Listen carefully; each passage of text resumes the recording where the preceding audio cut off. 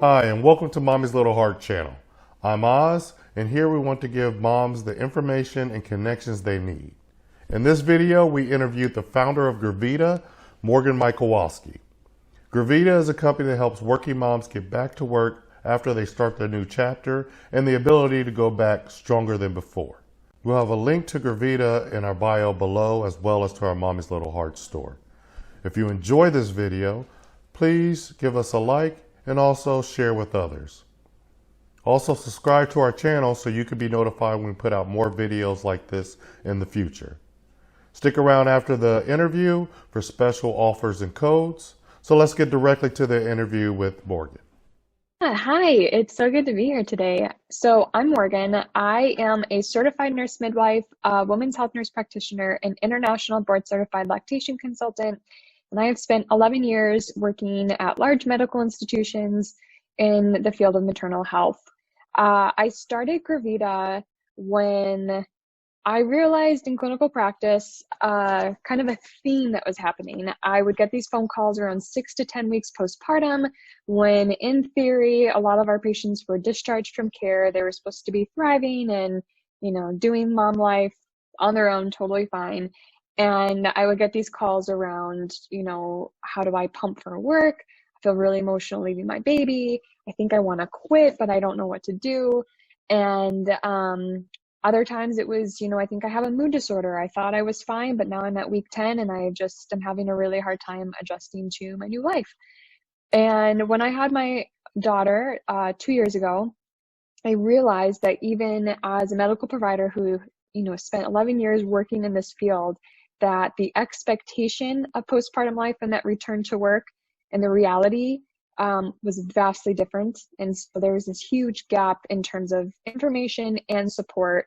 And I felt compelled to do something about it, both out of my personal experience and realizing that, professionally, I was not alone. I had the luxury of hearing these stories and knowing how normal it is. But if you're a new mom going through it for the first time, you don't know that what you're going through is actually very common. And so I created Gravida, which is a postpartum and return to work program that covers 100 no one ever told me moments from the moment you give birth through that first year postpartum. I have been a part of, as a midwife and a women's health nurse practitioner, we can care for women throughout the reproductive lifespan. And so I take care of women preconceptually. I can take care of them through menopause and beyond.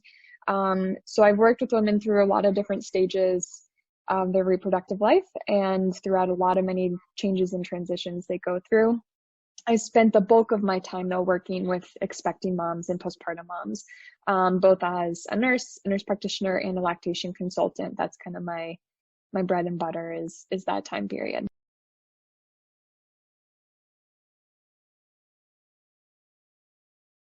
So I am a certified nurse midwife, which means my background is in nursing. So I have a bachelor's of science in nursing, and then I went on to get an advanced degree, a master's of science in midwifery and women's health, and then I'm board certified in those areas. There are midwives that are direct entry, meaning they don't have medical backgrounds. They it has to be legal within the state. In the state of Illinois, direct entry midwives are not legal. So you either have to be a certified nurse midwife in order to deliver babies here. So that's what I am. But there are other methods of becoming a baby catcher that other states allow. But here in Illinois, we do not.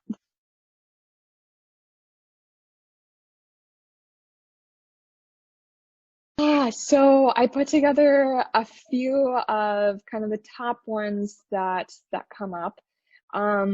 One is, no one ever told me that I'd be more worried about pleasing other people than getting rest. And so a lot of moms feel pressure. The family wants to come see the baby. They have friends that want to come and see the baby, and they want to accommodate everyone. But what they really need is for them to get sleep. They need help around the house. And so really setting up some of those boundaries can feel a little overwhelming and intimidating.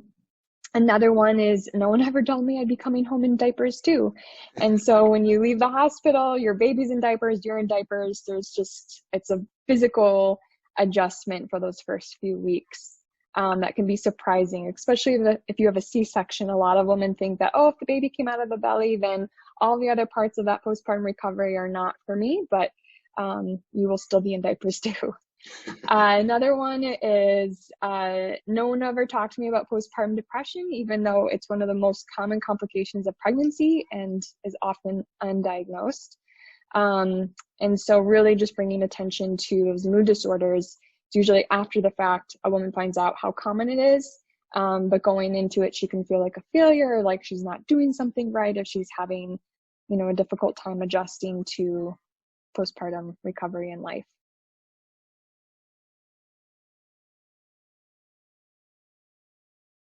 This is a great question. I think, so one of the things that came out of our research was 90% of moms wanted to quit a job they love. So there's this emotional experience that happens when you have a baby, your brain changes. We have MRIs showing this, that there's certain parts of your brain that get activated. There are other parts that kind of shrink temporarily. And so when you are leaving your baby for the first time, it can literally feel like you're putting your child in front of a lion and walking away. It's our prehistoric brain that's reacting this way. Like, we are meant to be intensive caretakers. And so while modern life, obviously we're not putting our kids in front of a lion when we go back to work, it's reasonable, it's great to go back to work, that biological experience is still happening, and women feel it, like, I need to quit. And so one of the things I talk to women about is, before you have your baby, make a list about your job, things that you want to get back to, that you're looking forward to getting back to after your baby is born, and putting it somewhere like on a mirror or a fridge. So when you come, to that place of, okay, it's week 10, week 12, I'm going back to work, and you feel like you need to quit, you have a reference point for things you loved. And then the other rule I say is, give it 3 months, go back to work and give it a shot. Usually around 6 months, some of those biological impulses to just like be intensive caretakers for your baby start to subside a little bit. And so usually that's, 3 months after you return to work, you have a little bit more perspective, you can find a little bit of a rhythm and say, okay, I either really, this is not for me, and I've given it some time and can determine, this is something I need to rethink, or you kind of make it through that transition and know that you're on the right path.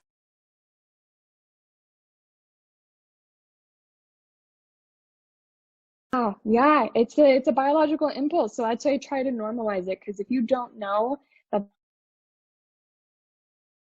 want to quit a job you love, then it can feel really overwhelming. It can feel like you're making the wrong decision for your family. It can make you feel like you're failing. And it can, just be a negative impact on your emotional life, when in reality, it's very normal. We can kind of take away some of the stigma and say, hey, this is what everyone goes through. Here's how to make a plan so you can find the right decision for you and your family.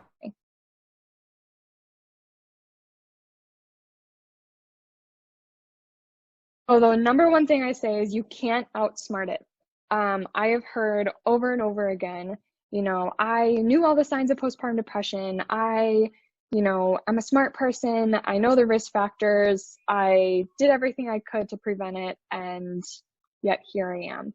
So it isn't something you can outsmart. You can't think your way out of a mood disorder. It's also not a mom's fault. Your body and mind are going through a rapid change. There's hormonal shifts going on. There's relational and psychological shifts taking place. And so really just giving yourself space to know that it's not your fault. You can't outthink it. And then also talking about treatment options. So some women who are breastfeeding feel concerned about starting antidepressants or medication because they're worried it's going to impact their baby or get into the breast milk, while in reality, most antidepressants are totally safe to take while breastfeeding. There's minimal impact on baby. It doesn't get into the breast milk. And that can be a really effective way of, getting your mind stabilized and giving yourself some time to adjust. The other thing I like parents to know about is self-care is really important. When you have a new baby, there's your needs as a parent or as an individual don't go away. You still have to use the bathroom. You still need to eat. You still need sleep. You still have things that bring you joy that you want to continue. And then you have this little tiny human that wants so much from you, has infinite needs. So there's a little bit of tension between who comes first, mom or baby. And so one of the things I think it's really important to start to practice and get accustomed to is, you still matter, and you can take care of your family even better or more holistically if you take care of yourself. And so if you're struggling with postpartum depression, though, self-care can feel pretty impossible. So I kind of say sneak 5 minutes of something you love into your day. So again, before you have the baby, make a list of like small little activities. Maybe it's just washing your face and getting like a nice, face wash or moisturizer that feels soothing to you. Maybe it's putting some essential oils into a diffuser. Or maybe, it's just saying like, I matter. I'm taking 5 minutes to just jot down my thoughts and give myself a little bit of space. It doesn't have to be huge. It doesn't have to be hours upon hours of like self-care or very expensive. It's just small little actions you can take throughout the day to kind of remind yourself, I'm here, I matter. And in order to take care of my family, I need to know that I matter. And then the last thing is social support. Really getting, when you feel crappy, it can feel hard to leave the house. Like you don't want to go anywhere. You don't want to see anyone. You don't want to tell anyone how you're feeling. It can feel vulnerable, can feel embarrassing. But so many women find themselves in this position. And so finding, whether it's just an online group where you can kind of voice some concerns, you can even do it anonymously just to get it out there without having your face and name attached to it. That's, I think, a great way to kind of start to connect to other people and let others in on how you're doing. And then the trifecta of the medication, self-care, and social support are 3 of the best ways to manage a mood disorder during that postpartum recovery period.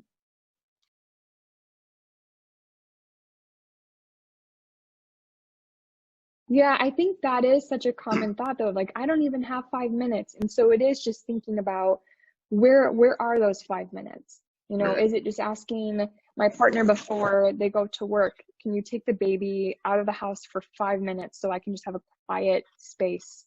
That's it. Or can I take a shower alone? So it's really just small little things, or putting your baby, down for 5 minutes. Maybe they're crying, but you just need to step away. Like, that's okay. That's whatever you need to do to kind of get that reset going. It can be as small as, those little changes. Even if you don't feel like you have them, they are there.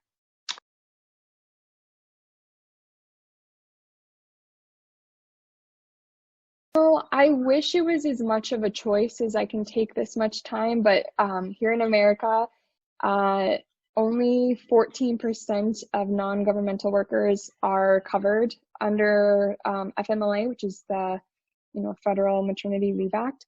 And so about 1 in 10 of women go back less than 4 weeks postpartum. So your body is not even fully healed. It takes about 6 weeks to heal from pregnancy. So women are going back to work before they're physically healed. And then another quarter go back to work between 4 and 8 weeks. And then if you are covered by FMLA, the law provides you with 12 weeks. It's unpaid, but it's at least protected time where your job is there for you. They can't give away your job during that time. And then, if you work for a larger company, some get paid leave or get up to like 6 months. But that's a little, like, much smaller segment. I think it's just like 2 to 5%.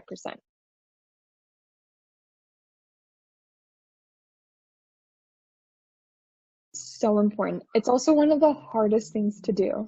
That also came up in our research. Is asking for help feels like a weakness. It feels like you're failing. And I like to try and reframe it like, this is your superpower. Letting people know that you need help is the greatest gift you can give yourself and others, because people want to help. Another kind of reframing I do is like, if you had foot surgery, or if you broke an arm, you would ask for help. Like, you would not feel guilty about that at all, to say, hey, I need help with like food, I need help with laundry, I need help getting up and down the stairs. You just gave birth to a human. Like, your body went through a rapid transformation. Either you did have surgery, an abdominal surgery, or you gave birth vaginally, which is still quite a recovery. You need help. So I just like to kind of give that perspective that treat yourself like you have a broken foot. And you know, if you think about it in terms of someone else, like we love helping people. Like it feels good to offer support to someone you care about. And so while it can feel a little like vulnerable to receive help, I just like to say, you know, it's people want to offer you something. And so let them. It's good for them if that's how you have to think about it. Like it's good for them.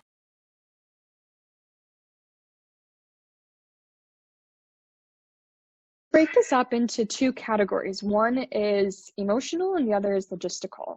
So the emotional, you know, aspects of returning to work that are hardest are that feeling of like, I want to quit. Some women also feel like total relief when they go to work, and that makes them feel guilty, or they have anxiety separating from their baby for the first time, or they feel like, oh my gosh, this is so nice to be in an adult setting and having adult conversations. Oh my gosh, does that mean I don't love my baby as much as I thought I did? And so there can be some conflicting emotions that, you know, come up those first few months back that can feel, you know, a little bit challenging to manage. And then from a logistical standpoint, it's figuring out childcare, it's figuring out, you know, the drop off and the pickup, it's coordinating with your partner or your caregiver, like, hey, I have an after work dinner. How are we negotiating our time? It's figuring out how to pump at work, how to store your breast milk, and then how to catch up on everything that you missed. And, you know, a lot of women express like they love their job and they want to continue to advance in their career. And so they're juggling the logistics and emotions of, you know, wanting to be a good mom and a good parent who's involved while still showing their face at work and being productive. So I think, you know, creating a game plan for each of those categories so that you can understand, one, that those emotions are normal, here's some tips to get through them, and then building out an action plan before going to work on how you and your partner or caregiver will handle some of those logistical challenges that come up when you're still trying to advance your career and be an involved parent.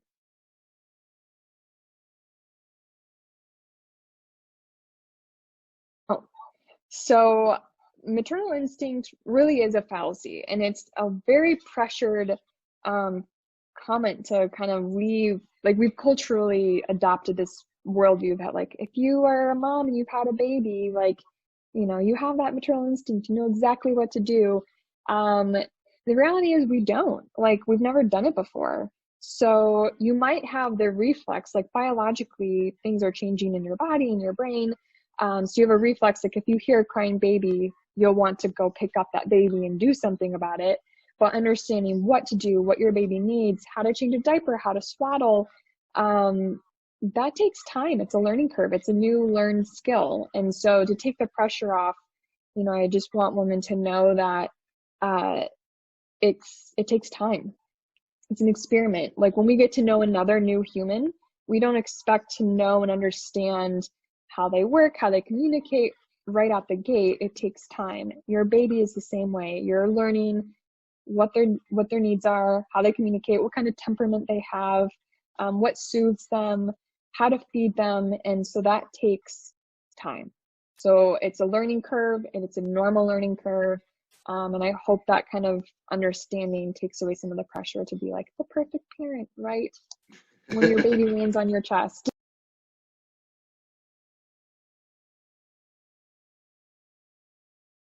I use the same two categories of emotional support and logistical support. So for emotional support, I recommend making a list of, you know, family or friends that you really trust, that you can like call when you're emotional, when you're having a bad day, and you know that they don't judge you. They're here to really hear you out and offer support. I also recommend making a list of like mental health therapists or postpartum support groups, breastfeeding support groups or lactation consultants, and just have it, again, somewhere like in your house, on your phone, on your fridge, that you can refer to when you're postpartum and you're like, I don't know what day it is. I don't want to go researching, you know, people that can emotionally support me right now. You have it all done for you. The other thing is just, you know, back to that friend or family member, just designating someone that you can like send a text to. So if it's not a phone call, just someone you can send an SOS like, hey, it's a tough day. I need a little bit of encouragement. From a logistical standpoint, I think making a postpartum support plan is really crucial. So that includes things like meals. So designating someone to create a meal train, setting up a cooler outside your house, especially now with COVID where, postpartum support is more limited. You can still get meals delivered by friends and family. You can set up a cooler outside, fill it with ice, leave a little note for friends and family. They text you when the meal is there. You go out and get it. You don't have to interact with anyone. You don't have to expose yourself to the infection. You can get your food without having to do all the heavy lifting. I also think getting, gift cards for things like laundry services or TaskRabbit to get help around the house is helpful. And then, once COVID is lifted and you can get that in-house support, I just say anyone who's coming to see the baby, make sure they know to bring or do something for you. So maybe that means doing the dishes, bringing a meal, doing your laundry, giving you a little, a nice gift that makes you feel cared for, or like relaxing bath salts or something. It's just really easy to forget the mom during this time period because everyone's so excited for the baby. So just kind of setting up a reminder. In our Gravida course, we even have like a little door hanger that is like, we gave birth twice. We gave birth to a baby and a mom. Like, please don't forget us. And so it's just a little reminder to anyone that comes in the house that there are two people who really need care. And so something for mom is always welcome.